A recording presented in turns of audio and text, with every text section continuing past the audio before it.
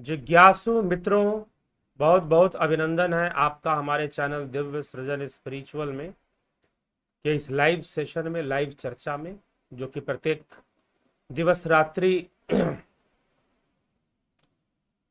9 बजे जो चर्चा होती है उसमें आपका बहुत बहुत स्वागत है। जो मित्र पहले से प्रतीक्षारत हैं उनका भी बहुत स्वागत, और जो अभी आने वाले हैं उनका भी बहुत स्वागत, अभिनंदन है। तो आज प्रश्नों उपनिषद पर हम चर्चा प्रारंभ करेंगे, जिसका आज का प्रथम प्रश्न है, जीवों की उत्पत्ति कैसे हुई। देखिए, प्रश्नों उपनिषद, इसका नाम ही है प्रश्नों उपनिषद, और यह शाखा है प्रश्नों उपनिषद अथर्व वेद के पिपलाद शाखीय ब्राह्मण भाग के अंतर्गत आता है। अथर्व वेद के पिपलाद शाखीय ब्राह्मण भाग के अंतर्गत यह शाखा आता है। इस उपनिषद की विशेषता क्या है कि इस उपनिषद में पिपलाद ऋषि ने सुकेशा आदि 6 ऋषियों के 6 प्रश्नों के क्रम से उत्तर दिए हैं। इसमें 6 प्रश्न हैं, 6 सवाल, 6 क्वेश्चंस, देयर आर 6 क्वेश्चंस। तो उन 6 प्रश्नों के उत्तर कौन दे रहा है? महर्षि पिपलाद। महर्षि पिपलाद उन 6 प्रश्नों का उत्तर प्रदान कर रहे हैं प्रश्नों उपनिषद में। तो 6 प्रश्न हैं, लेकिन प्रश्नों के उत्तर बड़े बड़े हैं, तो लगभग एक वीडियो में पूरा उत्तर कवर हो ऐसा ना हो पाएगा। फिर भी उसका एक विषय जरूर ही हम एक व्याख्यान में लेकर आएंगे। तो प्रश्नों उपनिषद अर्थात जिसमें प्रश्न पूछे जा रहे हैं, यद्यपि प्रश्न तो चलिए कठोपनिषद में भी था कि नचिकेता के 3 प्रश्न थे। नचिकेता को 3 वरदान मांगने के लिए कहा गया, 2 वरदान उसने तो मांगे, एक तो अपने पिता की प्रसन्नता, दूसरा सूक्ष्म लोक का जो ज्ञान उसने मांगा, देवलोक का, नचिकेत अग्नि के बारे में, और फिर तीसरा प्रश्न उसे आत्मा का ज्ञान चाहिए था, उसे निर्वाण का ज्ञान चाहिए था। तो वो यमराज देने को तैयार नहीं थे, लेकिन बाद में उन्होंने फिर दिया, उसके बारे में चर्चा की। लेकिन यहां पर प्रश्नकर्ता 6 ऋषि हैं। कितने ऋषि हैं? 6 ऋषि हैं, और वो 6 ऋषि 6 प्रश्न करते हैं। किससे करते हैं? एक ही ऋषि से, जिनका नाम है पिपलाद, महर्षि पिपलाद। सुकेशा आदि 6 ऋषियों ने उनसे 6 प्रश्न किए एक एक करके, और उनका उत्तर जो दिया गया महर्षि पिपलाद के द्वारा, वही प्रश्नों उपनिषद का विषय है, वही प्रश्नों उपनिषद का गूढ़ तत्व है, जो इसमें रहस्य बताए जा रहे हैं। चलिए इसका प्रारंभ करेंगे। सर्वप्रथम इसमें शांति पाठ है। और क्या है शांति पाठ के अंदर, उसको देख लेते हैं। ओम भद्रम कर्णेभिः शृणुयाम देवा, भद्रम पश्येमाक्षभिर्यजत्राः, स्थिरैरङ्गैस्तुष्टुवासस्तनूभिर्विषेम देवहितं जदायुः। स्वस्ति न इंद्रो वृद्धश्रवाः, स्वस्ति न पूषा विश्ववेदाः, स्वस्ति न दाक्षो अरिष्टनेमिः, स्वस्ति नो बृहस्पतिर्दधातु। इस मंत्र के साथ प्रश्नोपनिषद का प्रारंभ है। इसका अर्थ क्या है? ओम भद्रम कर्णेभिः शृणुयाम देवा। हे देवगण, देवताओं से कहा जा रहा है, हे देवगण, हम आप सबका, भगवान के साथ आपका भी और परमात्मा का भी यजन करते हैं। कानों से कल्याणमय वचन सुने, नेत्रों से कल्याण देखें, सुदृढ़ अंगों एवं शरीरों से स्तुति करें देवताओं की। हम लोग ऐसा करते हैं, ऐसा कहा जा रहा है। जो आयु आराध्य देव के काम आ सके उसका उपभोग करें, मतलब कि धर्म के काम, आराध्य देव के काम आ सके, जो आयु, वही हम उसी का हम उपभोग कर सके। सब ओर फैले हुए सुयश वाले इंद्र ने हमारे लिए कल्याण का पोषण किया है। इंद्र ही पूषा के नाम से जाने जाते हैं, इसीलिए पूषा, स्वस्ति न इंद्रो वृद्धश्रवाः, स्वस्ति न पूषा विश्ववेदाः, स्वस्ति न ताक्षो वरिष्ठनेमिः, स्वस्ति नो बृहस्पतिर्दधातु, इस प्रकार से लिखा है। तो संपूर्ण विश्व का ज्ञान रखने वाले पूषा हमारे लिए कल्याण का पोषण करें। अरिष्टों को मिटाने वाले चक्र सदृश शक्तिशाली गरुड़ देव स्वस्ति नताक्षो अरिष्ट नेमि। अरिष्टों को मिटाने वाले चक्र सदृश शक्तिशाली गरुड़ देव हमारे लिए कल्याण का पोषण करें। बृहस्पति भी हमारे लिए कल्याण की पुष्टि करें। ओम शांति शांति शांति। इस प्रकार से वर्णन है, क्योंकि ये शांति मंत्र है, शांति पाठ है, तो अंत में ओम शांति शांति का वर्णन है। तो अब यह है, पहले शांति पाठ करने के बाद अब जो है इसका मुख्य भाग क्या है। प्रथम प्रश्न, ऋषियों का प्रथम प्रश्न क्या है, कौन कौन से ऋषि हैं, उनका नाम क्या है और उनके प्रश्न क्या है, उसकी चर्चा। तो उसमें क्या कहा जा रहा है। ओम सुकेशा च भारद्वाज शैवश्य सत्यकाम सौर्यायणी च गार्ग्य कौशल्यश्चा स्वरायनो भार्गवो वैधर्वीकबंधी कात्यायन स्ते हेतय ब्रह्म परा ब्रह्मनिष्ठा परम ब्रह्मानवेशमाणा एष हे वै तत्सर्वं वक्ष्यतीति तेह समितपाणयो भगवन्तं पिपलादमुपसन्ना। इस ओम को जो जानने वाले हैं, उसका स्मरण करने वाले हैं, उससे आरंभ किया जा रहा है। भारद्वाज सुकेशा, भारद्वाज पुत्र सुकेशा, सुकेशा आदि 6 ऋषि, ये पहले भी मैंने बताया। तो इनमें प्रथम ऋषि जो है, 6 ऋषियों में प्रथम ऋषि कौन है। भारद्वाज, महर्षि भारद्वाज के पुत्र सुकेशा। च शैव्य सत्यकाम, शिबिल कुमार का सत्यकाम। गार्ग्य सौर्यायणी, गर्ग गोत्र में उत्पन्न होने वाले सौर्यायणी। कौन कौन, सुकेशा, सत्यकाम और सौर्यायणी। चौ कौशल्य अश्वलायन, कौशल देशीय अश्वलायन ऋषि भी हैं। च वैदर्भी भार्गव, विदर्भ निवासी भार्गव ऋषि भी हैं। कात्यायन कबंधी, और कत्य ऋषि का परपौत्र कबंधी। तो सुकेशा, सत्यकाम, सौर्यायनी, अश्वलायन, भार्गव और कबंधी, ये 6 ऋषि मिलकर किसके पास जाते हैं, तो महर्षि पिपलाद के पास जाते हैं।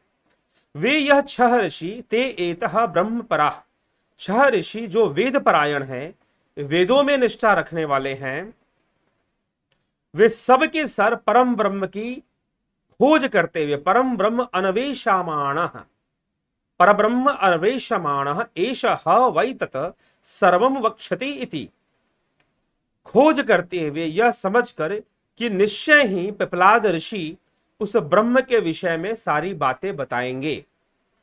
हाथ में समिधा लिए हुए महर्षि भगवान पिपलाद के पास पहुंचे। यहां पर भगवंतम पिपलादम उपसन्ना कहा गया है, अर्थात पिपलाद ऋषि को भगवान कहा गया है। अब यहां पे प्रश्न एक उठता है कि भगवान तो कृष्ण है, भगवान तो राम है, तो पिपलाद भगवान कैसे हो जाएंगे। लेकिन यहां उपनिषद में जो मंत्र लिखा जा रहा है, भगवंतम पिपलाद मुपसन्ना, क्यों भगवान कहा जा रहा है, यहां भगवान क्यों लिखा जा रहा है पिपलाद ऋषि को। क्योंकि समझ ले भगवान कौन होता है, जो भगों से संपन्न है वो भगवान होता है। भगवान होना गुण का विषय है, निर्गुण विषय नहीं है। तो जो भगों से संपन्न है, महर्षि पिपलाद यश से, कृति से, ऐश्वर्य से, ऐश्वर्य मतलब अष्ट सिद्धियों से, इन सभी से 6 भगों से संपन्न हैं, इसीलिए उन्हें सिद्ध पुरुष हैं, कोई साधारण व्यक्ति नहीं है, ब्रह्म वक्ता हैं, ब्रह्म ज्ञाता हैं।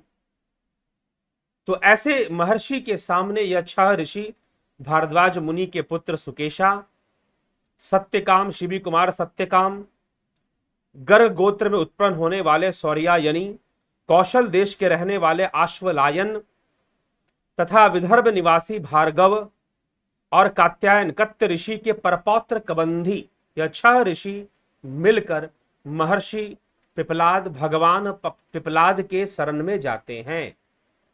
भगवान पिपलाद की शरण में वो जाते हैं। और फिर आगे क्या प्रसंग क्या कहता है, तो दूसरा श्लोक क्या है। तान्ह स ऋषिर्वाच भूय एव तपसा ब्रह्मचर्येण श्रद्धया संवत्सरम संवत्स्यथ यथा कामम प्रश्नान पृच्छत यदि विज्ञास्याम सर्वम हा वो वक्ष्याम इति। उन सुकेशा आदि ऋषियों से वे प्रसिद्ध ऋषि पिपलाद बोले, तुम लोग पुनः श्रद्धा के साथ ब्रह्मचर्य करते हुए तपस्या पूर्वक 1 वर्ष तक भली भांति निवास करो। अपनी अपनी इच्छा के अनुसार प्रश्न पूछो। यदि मैं जानता हूंगा, उस प्रश्न का उत्तर अगर मेरे पास होगा, तो निसंदेह वे सब बातें मैं तुम लोगों को अवश्य बताऊंगा। एक बात यहां पर यह ब्रह्म ज्ञानी का पहला संकेत। क्या पहला संकेत? कि महर्षि पिपलाद कहते हैं, यदि विज्ञास्यामः सर्वम, यदि विज्ञास्यामः ह सर्वम, यदि मैं जानता होऊंगा तो निसंदेह वे सब बातें तुम लोगों को बताऊंगा। ठीक है, तो निसंदेह वे सब बातें बताऊंगा, यदि मैं जानता होऊंगा तब। तो यदि मैं जानता होऊंगा, तात्पर्य ऐसा क्यों कहा? ऐसा क्यों नहीं कहा कि मैं तो सब कुछ जानता हूं, मुझे तो सारे प्रश्नों का उत्तर आता है, मैं तो सब कुछ पता जानता हूं। जिनके लिए भगवान शब्द की उपाधि यहां उपनिषदों में दी गई, वेदों में दी गई, पिपलाद, महर्षि पिपलाद के लिए जिनके लिए भगवान शब्द की उपाधि दी गई, वो ऐसा कह रहे कि यदि मैं जानता होऊंगा तो मैं तुम्हारे प्रश्नों का उत्तर दूंगा। ऐसा क्यों? क्योंकि ब्रह्म को जानने वाले कभी यह दावा नहीं कर सकते कि वो पूर्ण ब्रह्म को जान चुके, वह पूर्णतः हर बात जान चुके, कभी इसका दावा नहीं करते। इसीलिए महर्षि पिपलाद, यह तो केनो उपनिषद में ही ये व्याख्या हमने की थी, तो यहां पर महर्षि पिपलाद वही बात कहते हैं। अब आइए आगे चलते हैं। अथ कबंधी कात्यायन उपत्य प्रपक्ष भगवन कुतो ह वा इमा प्रजा प्रजायंत इति। अर्थात तदंतर उसके बाद कात्यायन कबंधी, जो कबंधी ऋषि थे, जो कि ऋषि कत्य के परपौत्र हैं, उन्होंने पिपलाद के पास जाकर, भगवान पिपलाद के पास जाकर पूछा और कहा, भगवन कुतो ह वा इमा प्रजा प्रजायंत इति। भगवन, किस प्रसिद्ध और सुनिश्चित कारण विशेष से यह संपूर्ण प्रजा अर्थात जो जीव जगत है नाना रूपों में उत्पन्न होती है? अर्थात यह जो जीव है किस कारण से नाना रूपों में उत्पन्न होती है। इसीलिए आज का टाइटल है जीव की उत्पत्ति कैसे होती। तो इसी का उत्तर अब देने वाले हैं। कौन देने वाला है? भगवान पिपलाद। कबंधी ऋषि, जो कि कत्य ऋषि के कत्य के परपौत्र हैं, उनका यह प्रश्न है कि चराचर जीव नाना रूपों में उत्पन्न होते हैं, मुझे यह बताएं कि जो इनका सुनिश्चित परम कारण है वह कौन है। तो यह प्रश्न कबंधी का है भगवान पिपलाद से। उससे वे प्रसिद्ध महर्षि बोले, निश्चय ही प्रजा उत्पन्न करने की इच्छा वाला प्रजापति है। उसने तप किया है, उसने तपस्या करके उसने एक तो रई तथा दूसरे प्राण भी यह जोड़ा उत्पन्न किया है। तस्मै स हुवाच प्रजा कामो वै प्रजापति स तपो अतप्यत स तपस्तपत्वा स मिथुन मुत्पादयते रईं च प्राणम च त्येतो में बहुधा प्रजा करिष्यत इति। अर्थात वह प्रसिद्ध महर्षि भगवान पिपलाद बोले, निश्चय ही प्रजा को उत्पन्न करने की इच्छा वाले प्रजापति ने तप करके, अर्थात परमात्मा ने अपने ही तप की शक्ति से उसने तपस्या करके रई और दूसरा प्राण का जोड़ा उत्पन्न किया। रई और प्राण का जोड़ा। अब रई क्या है और प्राण क्या है, यह एक रहस्य बन रहा है। तो आगे महर्षि पिपलाद बताएंगे भैया कि यह रई क्या है और यह प्राण क्या है। तो कहते हैं कि रई और दूसरा प्राण भी यह जोड़ा उत्पन्न किया है। ये दोनों मेरे नाना प्रकार की प्रजाओं को उत्पन्न करेंगे। तो किन चीजों से जीव उत्पन्न हो रहा है? रई और प्राण से। ये दो शब्दों का प्रयोग हो रहा है, रई और प्राण। लेकिन अब इसकी व्याख्या जरूरी है कि रई किसे कहते हैं और प्राण किसे कहते हैं। चलिए इस पर चलते हैं। पूरा तो नहीं, लगभग 16 श्लोक हैं, तो 16 श्लोकों की व्याख्या में थोड़ा समय लग जाएगा। फिर भी 7-8 श्लोक तक की चर्चा ही आज हम करते हैं। उसमें रई प्राण के बारे में बता दिया गया है। तो अगले श्लोक में महर्षि पिपलाद उत्तर देते हुए अब रई और प्राण की व्याख्या करेंगे। रई क्या है और प्राण क्या है बताएंगे। क्या कहते हैं वो, आदित्यो ह वै प्राणो रैरेव चंद्रमा रैर्वा एतम सर्वम यन्मूर्तम चामूर्तम च तस्मान मूर्तिरेव रई। अर्थात यह निश्चय है कि सूर्य ही प्राण है और चंद्रमा ही रई है। सूर्य ही प्राण है और चंद्रमा ही रई है। जो कुछ आकार वाला है पृथ्वी जल और तेज, और जो कुछ आकार रहित है आकाश और वायु, यह सभी रई कहे गए हैं। अर्थात पंचभूतों की जो संपूर्ण सृष्टि है, जो जड़ जगत है, अब उसमें कुछ वस्तुएं आकार, ठोस आकार को लिए हुए हैं, कुछ तरल पदार्थ हैं जैसे जल आदि पदार्थ हो गए, और कुछ बिना आकार के हैं जैसे आकाश तत्व या वायु तत्व। उनका कोई सुनिश्चित आकार नहीं बन पाता, कुछ क्षण के लिए भी नहीं। तो इस कारण से यहां पर वह कह रहे हैं कि जितने भी ये वस्तुएं हैं वह क्या है, वह रई है। यह संपूर्ण जड़ जगत जिसमें मनुष्य का स्थूल शरीर भी आ जाएगा।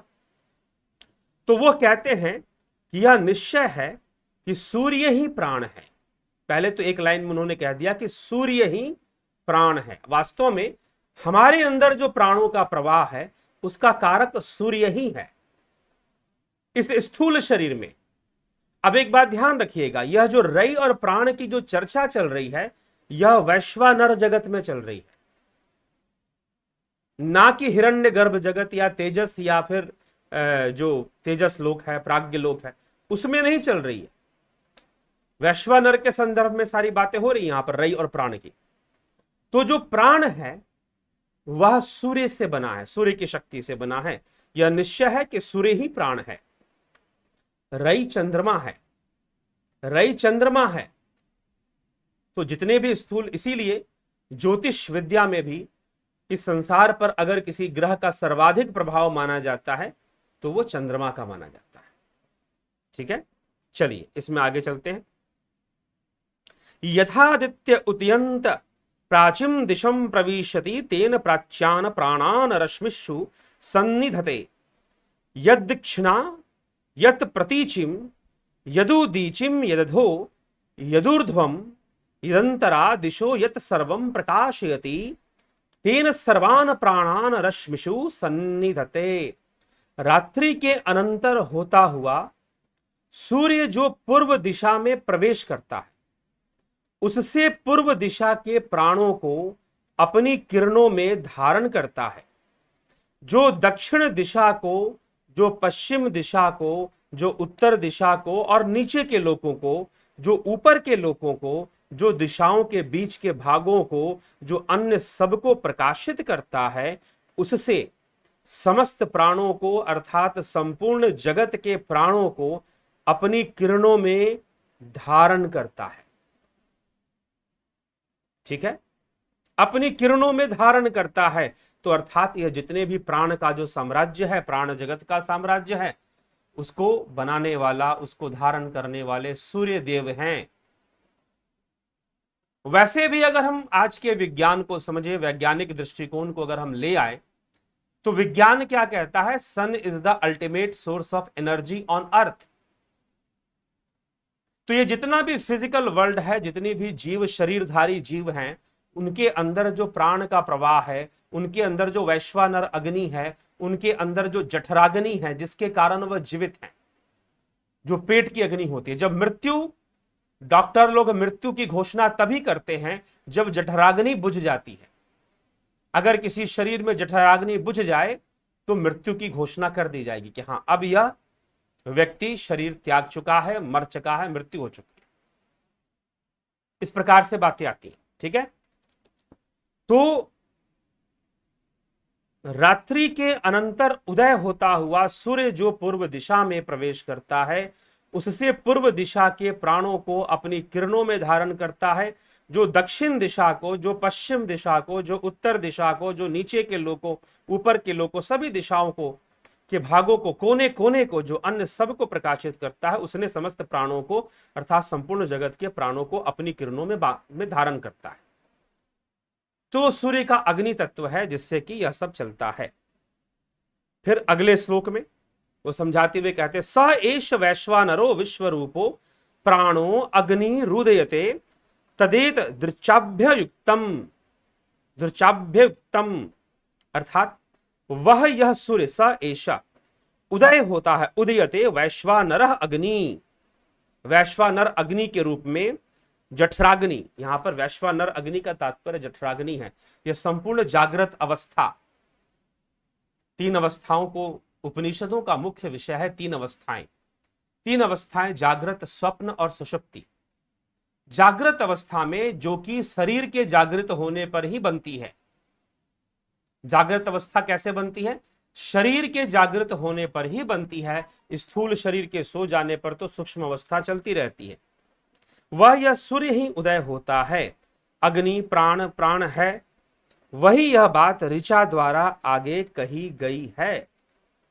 विश्वरूपम हरिणम जात वेद संप्रायणम ज्योतिरेकम तपंतम सहस्र रश्मि शतधा वर्तमान प्राण प्रजानान मुद्यतेश सूर्य। संपूर्ण रूपों के केंद्र, सर्वज्ञ सर्वधार प्रकाशमय तपते हुए किरणों वाला ज्योति तपंतम हरिणम, किरणों वाले हिरण। हरिण का अर्थ होता, हरिण्य का अर्थ होता है किरणें। सूर्य की किरणों को हरिण कहा जाता है। किरणों वाले अद्वितीय यह सहस्र रश्मि, सहस्रों किरणों वाले सूर्य सैकड़ों प्रकार से बरतता हुआ समस्त जीवों का प्राण होकर उदय होता है। तो वैश्वानर जगत में, जीव जगत में, इस पृथ्वी पर जो प्राणों का संचालक है, जो प्राणों का प्रवाहक है, वह सूर्य ही है। अगर सूर्य ना हो तो जीवन संभव ही ना हो। पहली बात तो यह है, क्योंकि यहां पर जीव की बात की जा रही है कि नाना रूपों में। प्रश्न क्या है? कबंधी ऋषि का प्रश्न है महर्षि पिपलाद, भगवान पिपलाद से कि यह बताएं कि किस प्रकार से जीव नाना रूपों को धारण करता है और क्या कारण है। तो उन्होंने यहां कारण बताया कि उस प्रजापति ने तपस्या से, अब प्रजापति की भी चर्चा आएगी। प्रजापति कौन है? वैसे तो परमात्मा के लिए ही शब्द प्रयोग किया जा रहा है, परंतु प्रजापति शब्द अन्न के लिए भी किया जाता है। वो कैसे, आगे चर्चा आएगी।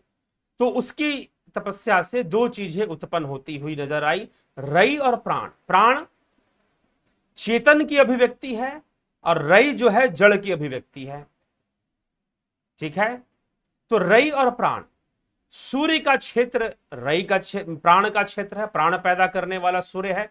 स्थूल रूप से स्थूल जगत में जो प्राण है, शरीर के भीतर जो प्राण चल रहा है, वह कौन है? वह सूर्य उसको धारण करने वाला है, सूर्य की शक्ति से प्रकट होने वाला। जो रई है मतलब मन, चंद्रमा मन का कारक है। चंद्रमा मन का कारक है। तो चंद्रमा जो है यह संपूर्ण स्थूल जगत को, कि जैसा अन्न वैसा मन, चंद्रमा मन का कारक होकर मन स्वयं भी स्थूल स्थिति ही बनाकर रखता है। तो मन का जो निर्माण हो रहा है और पंचभूतों का जो निर्माण हो रहा है, पंचभूतों से जो चीजें बन रही हैं, वो सब का सब रई का विषय है, चाहे वह साकार हो या निराकार हो। निराकार कहने का यहां तात्पर्य निराकार ब्रह्म से नहीं है। यहां पर वायु, आकाश जैसे तत्व जो निराकार प्रतीत होते हैं, यद्यपि निराकार नहीं है, लेकिन निराकार प्रतीत होते हैं, तो उनके लिए कहा गया कि जो आकार निराकार, वैसे तो निराकार शब्द का प्रयोग हुआ नहीं है, आकार रहित, जो एक निश्चित आकार में है और एक निश्चित आकार में नहीं है, उनके लिए कहा गया आकार रहित। तो ऐसे संपूर्ण जो सृष्टि है यह रई है, और उनके उन रई के बीच में जीवों के अंदर जो प्राण का प्रवेश है, वह प्राण है जो कि सूर्य से प्राप्त है, सूर्य की किरणों से प्राप्त है, सूर्य की रश्मियों से प्राप्त है। और इन दोनों के मिल जाने से, रई और प्राण का मिल जाने से ही जीव जो है नाना रूपों को धारण करता है, जीव नाना शरीरों में प्रवेश करता है।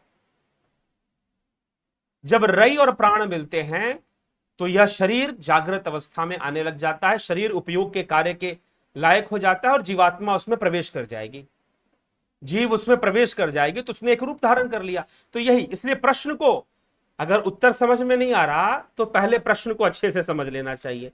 तो प्रश्न ही क्या था? महर्षि कबंधी का प्रश्न था कि जिससे यह संपूर्ण चराचर जीव नाना रूपों में उत्पन्न होते हैं, जो इसका सुनिश्चित कारण है वह बताइए। वह कौन है, वह कौन सा कारण है जिससे कि यह समस्त जीव नाना रूपों में उत्पन्न हो रहे हैं? तो इतना ही प्रश्न था। ब्रह्म कौन है, ब्रह्म क्या है, यह तो प्रश्न था नहीं। यह जीव कैसे इस शरीर के अंदर टिका हुआ है, मरने के बाद नया रूप धारण कर लेगा, नया शरीर धारण करेगा, नए रूप में चला जाएगा, तो वह कैसे संभव हो पा रहा है? तो यह किससे चल रहा है? रई और प्राण से चल रहा है। रई और प्राण, यहां पर जड़ चेतन शब्द का प्रयोग नहीं है, रई और प्राण शब्द का प्रयोग है, क्योंकि जड़ चेतन मूल तत्वों में गिने जाते हैं। ठीक है।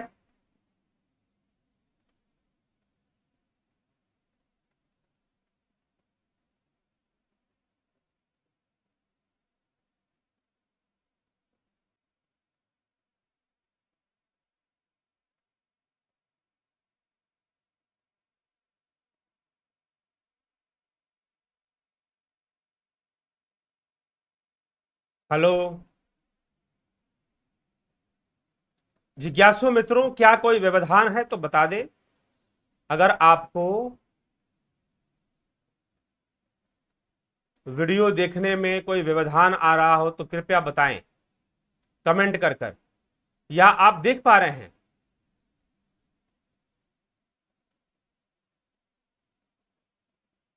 अगर आप मुझे देख पा रहे हैं सही सही तो कृपया बताएं। मुझे ऐसा लग रहा है कि कोई व्यवधान उत्पन्न हुआ है। तो किस प्रकार का व्यवधान है देखते हैं यह। तो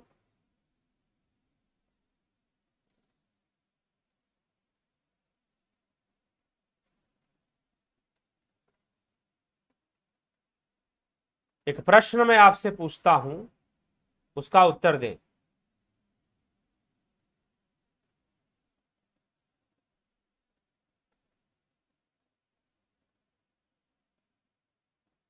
ठीक है जी, बढ़िया चल रहा है। आपका कहना है कि बढ़िया चल रहा है, तो फिर बढ़िया की ओर हम चलते हैं। चलिए, तो जिज्ञासुओं, यही विषय है आज का। और ठीक है, आपके उत्तर के लिए धन्यवाद। क्योंकि यहां मेरे स्क्रीन पर कुछ प्रॉब्लम थोड़ी सी पता चली मुझे, तो इसलिए। ठीक है, नहीं कोई व्यवधान नहीं है। ठीक है जी। तो महर्षि कबंधी का प्रश्न ही यही था कि जीव नाना रूपों को धारण कैसे करता है, अर्थात स्थूल शरीर में किस प्रकार से धारण करता है। तो नाना रूपों को जीव जो धारण करता है वह किस प्रकार से धारण करता है? तो रई और प्राण से इस शरीर का संचालन होता है। रई को देने वाले चंद्रदेव हैं, चंद्रमा हैं, और प्राण को देने वाले कौन हैं? प्राण को देने वाले सूर्यदेव हैं।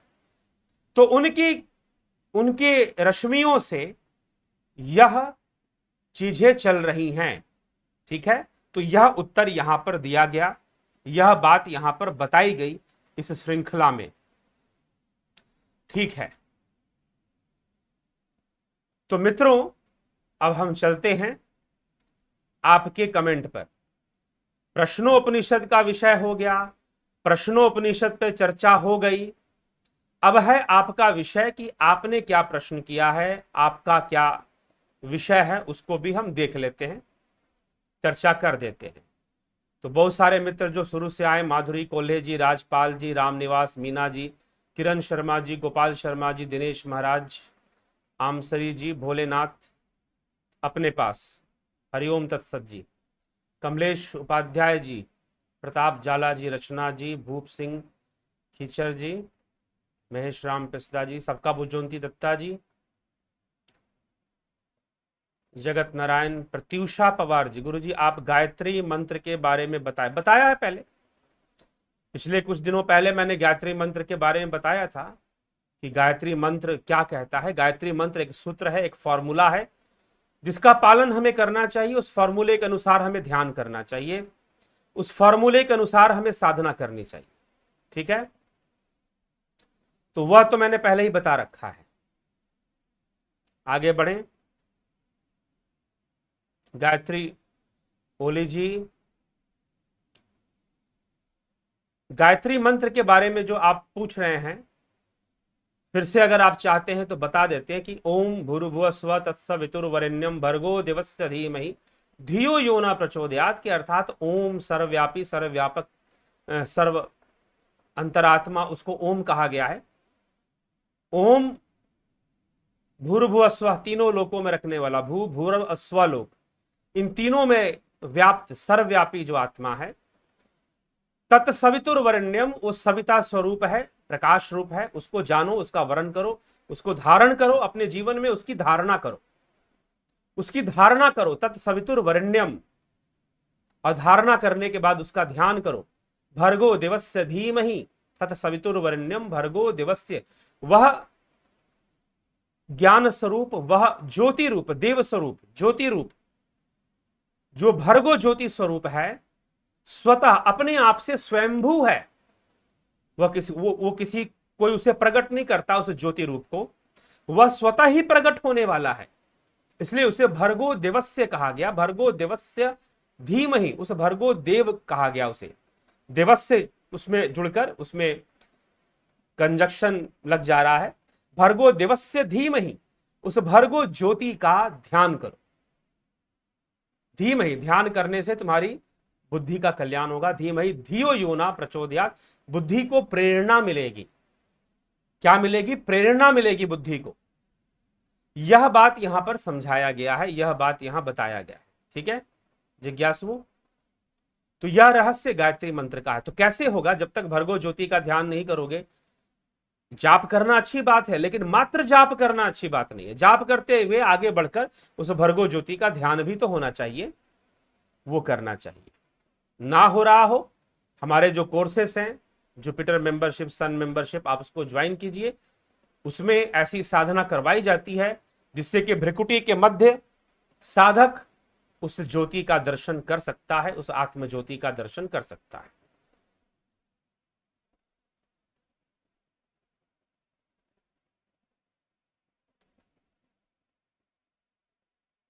हाँ, प्रणाम गुरुजी, आप आत्मज्ञानी हैं। मैं 25 वर्ष की साधना से जो नहीं सीख पाया, वो आपके वीडियो से 25 दिन में सीखा। बहुत धन्यवाद जी प्रजापति जी, बहुत बहुत अभिनंदन है आपका। जुड़े रहें, बने रहें और लाभ उठाते रहें। दीप जी, हम बुद्ध को सर्वोपरि मानते हैं जबकि कृष्ण को केवल एक राजा मानते हैं। जन्म हमारा हिंदू धर्म में है, जबकि हमारा धर्म, इंसानियत नामक कोई धर्म नहीं होता। ठीक है, और हिंदू नामक भी कोई धर्म नहीं होता। हिंदू समाज है, हिंदू धर्म नहीं है। धर्म सनातन है, सनातन, और मात्र सनातन ही धर्म है, दूसरा कोई धर्म नहीं है। क्योंकि धर्म शब्द संस्कृत भाषा का है, और संस्कृत भाषा के अनुसार उसका अर्थ निकाल लीजिए कि क्या आप किसी दूसरे संप्रदाय को धर्म की संज्ञा दे पाएंगे? नहीं दे पाएंगे, जब संस्कृत भाषा के अनुसार धर्म का अर्थ जान जाएंगे। ठीक है, क्योंकि धर्म तो संस्कृत भाषा का शब्द हुआ ना, तो उसकी परिभाषा भी हमें वहीं से लेनी पड़ेगी, एटाइमोलॉजिकली, शब्द व्युत्पत्ति का विज्ञान। फिलॉसफी के अंदर एक विशेष अध्ययन होता है एटाइमोलॉजी का, अर्थात लिंग्विस्टिक फिलॉसफी में, जहां पर बात आती है विटजेनस्टाइन की, और फिर बात आती है रसेल की। ठीक है, रसेल और विटजेनस्टाइन कुछ ऐसे फिलॉसफर वेस्ट में हुए, बहुत बाद में उन्होंने लिंग्विस्टिक फिलॉसफी पर चर्चा की, जबकि भारतीय धर्म में Nirukta is the linguistic philosophy. Yaska मुनि ने अर्थ दिया था, धर्म का अर्थ क्या है, ब्राह्मण का अर्थ क्या है, अध्यात्म का अर्थ क्या है। शब्दों को तोड़कर इनके धातुओं का प्रयोग करते हुए। इसलिए there is only one dharma, religion may be many, there is only one dharma that is Sanatana dharma and religion may be many. हम कृष्ण को राजा मानते हैं, मानने के लिए स्वतंत्र हैं। सूरज को चांद मानिए, चांद को सूरज मानिए, पृथ्वी को मंगल मानिए, मंगल को पृथ्वी मान लीजिए, मानने की कोई सीमा नहीं होती, ठीक ना, मानने की कोई सीमा नहीं होती। लेकिन इसके अंदर जो, इसमें जो उपदेश दिया गया है, बुद्ध इसी की साधना से ज्ञानी हुए थे, बुद्ध इसी साधना से बुद्धत्व को प्राप्त किए थे। जब सुजाता ने खीर खिलाकर कहा था, खीर खिलाकर कहा था सुजाता ने कि वीणा की तार को इतनी भी मत खींच दो कि टूट ही जाए, और इतना ढीला भी मत छोड़ो कि उसमें से सुर भी ना निकले। और यही बात श्री कृष्ण 6 अध्याय में श्रीमद् भगवद गीता में कह रहे हैं, ठीक है, कि ना बहुत अधिक खाने वाला, ना बिल्कुल खाने नहीं खाने वाला, बहुत अधिक सोने वाला, बिल्कुल नहीं सोने वाला, इन लोगों से योग सधने वाला नहीं है। जो संयम के साथ शनय शनय धीरे आगे बढ़ते हैं, वह निश्चय ही योग सिद्धि को प्राप्त हो जाते हैं, ठीक है। तो वह बात जिस साधना पद्धति पर बुद्ध चलकर सिद्धि को प्राप्त करते हैं, बुद्धत्व को प्राप्त करते हैं, कृष्ण ने तो बहुत पहले उसका प्रतिपादन कर दिया था। तो मानने के लिए स्वतंत्रता है। आपने कहा कि हम कृष्ण को राजा मानते हैं, सिक्किम चले जाइए, थोड़ा अनुसंधान कीजिए, हवा हवाई में बुद्ध को मत मानना शुरू कर दीजिए। एक हवा चली हुई है कि हम बुद्ध को मानेंगे, इस प्रकार से मानेंगे। थोड़ा अनुसंधान कीजिए, इतिहास को खंगालिए, जाकर सिक्किम के मोनेस्ट्री में, तिब्बत के मंदिरों में जाकर घूमिए, आपको पता चलेगा सैकड़ों वर्षों से, आप शायद आज बुद्ध को मानना शुरू किया होगा आपने, लेकिन सैकड़ों वर्षों से कई ऐसे मंदिर है। मैं खुद सिक्किम के अंदर एक ऐसे मंदिर में, ग्यालसिंग डिस्ट्रिक्ट के अंदर सिक्किम, वहां पर मैंने एक बुद्ध मोनेस्ट्री देखा जहां पर बुद्ध की पूजा राजा के रूप में होती है। वहां पर मैंने जब बुद्ध का मूर्ति वहां पर देखी तो राजा के रूप में बुद्ध की मूर्ति वहां स्थापित हुई है और राजा के रूप में बुद्ध की पूजा होती है। तो please do research about Buddhism and Buddha. तो यह भी है, आगे चले। उनेम नमः शिवाय गुरु जी।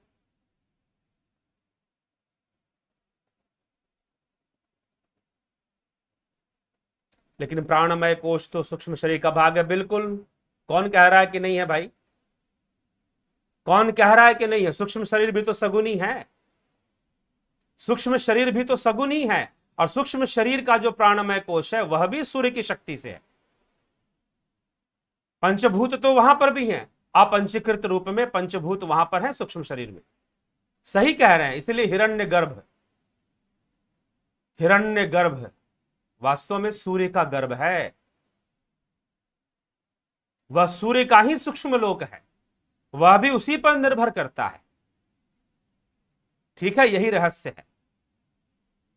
तो सूर्य को सिर्फ प्लैनेट समझकर, एक तारा समझकर काम नहीं चलेगा। इसलिए विज्ञान ने अल्टीमेट सोर्स ऑफ एनर्जी क्यों कहा है। जीवन टिक ही नहीं सकता बिना सूर्य के।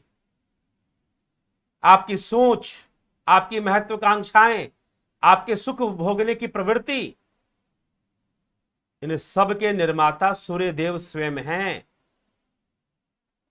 ठीक ना। अगर बिगड़ गए ना कुंडली में अगर बिगड़ गए तो कोई उनकी बराबरी करने वाला ग्रह नहीं रहता। जो उनके नजदीक में चला गया अस्त हो जाया करता है, उनके तेज से वो अस्त हो जाता है, उसका प्रभावहीन हो जाता है। तो सबसे शक्तिशाली ग्रह भी माने गए हैं, परंतु वस्तुओं पर जो प्रभाव है, जो चलित प्रभाव है, चलित, वो चंद्रमा का चलित प्रभाव होता है, ठीक है। तो यही विषय है। तो प्राणमय को सूक्ष्म शरीर कहीं, ये आएगा, ये विषय स्पष्ट हो जाएगा। अभी मैंने इस पर पूरे श्लोकों को आज नहीं लिया है, काफी लंबा हो जाता। 16 श्लोकों में महर्षि पिपलाद ने 16 श्लोकों में इस प्रश्न का उत्तर दिया है। तो अभी उन 16 श्लोकों में से 8 श्लोक ही कवर हुए हैं, बाकी अभी 8 बाकी हैं। तो कल के व्याख्यान में उसकी भी चर्चा हो जाएगी। कि महर्षि पिपलाद ने कैसे इस विषय को समझाया है। तो चले, नहीं बढ़िया चल रहा है, ठीक है जी, धन्यवाद आपका, बहुत बहुत आभार।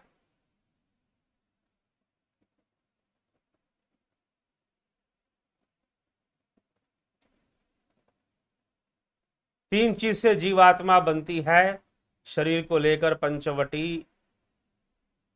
पंचवती महाशक्ति दिया जाता है, मेरी मन्ना है भगवाने प्रकृति है ओम। देखो मानने की छूट है, यहां पर चर्चा चल रही है उपनिषदों पर, ठीक है। यहां पर कौन सी चर्चा चल रही है? उपनिषदों पर। कुछ लोग कहते हैं कि मैं मानता हूं, मानने तक सीमित मत रखिए, जान लीजिए मुझे ऐसा ऐसा लगता है, मुझे ऐसा ऐसा होता है, लगता है, मैं मानता हूं। यहां पर चर्चा उपनिषदों पे चल रही है, और जानना है तो फिर यूपी बोर्ड का एग्जाम कब है जाकर दूसरे चैनल पर देखिए। जो लोग इस विषय पर वीडियो बनाते हैं वो बताएंगे यूपी बोर्ड का एग्जाम कब है, ठीक।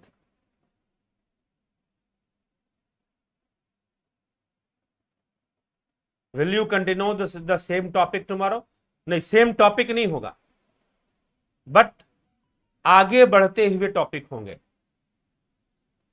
ठीक। Succeeding topics, I will continue the succeeding, जो इससे आगे के जो टॉपिक हैं वही, हाँ प्रश्नों उपनिषद का ही विषय होगा, लेकिन टॉपिक अगला होगा, टॉपिक यही नहीं रहेगा।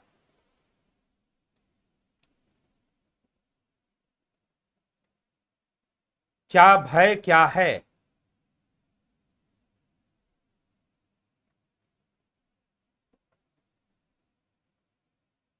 नेट प्रॉब्लम है ओम, नेट प्रॉब्लम, क्या अभी नेट प्रॉब्लम है? जय गुरु।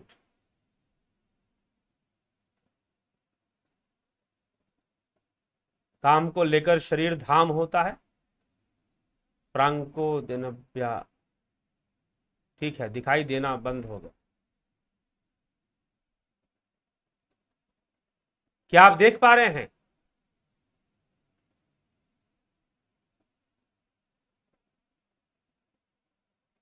हेलो,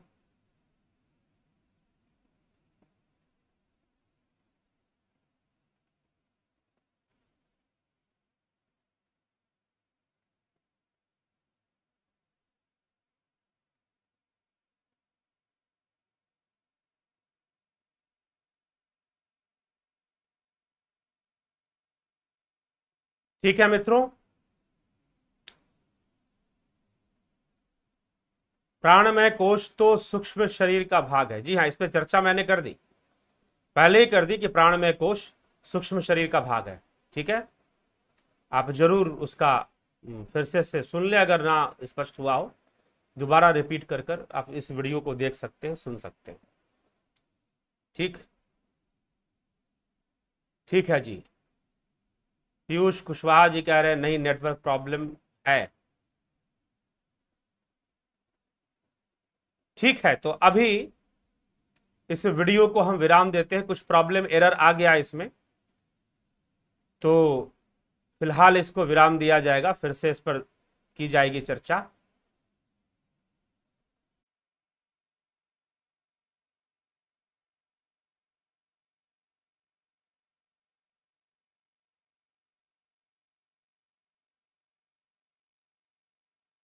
क्या आप वीडियो देख पा रहे हैं इस समय?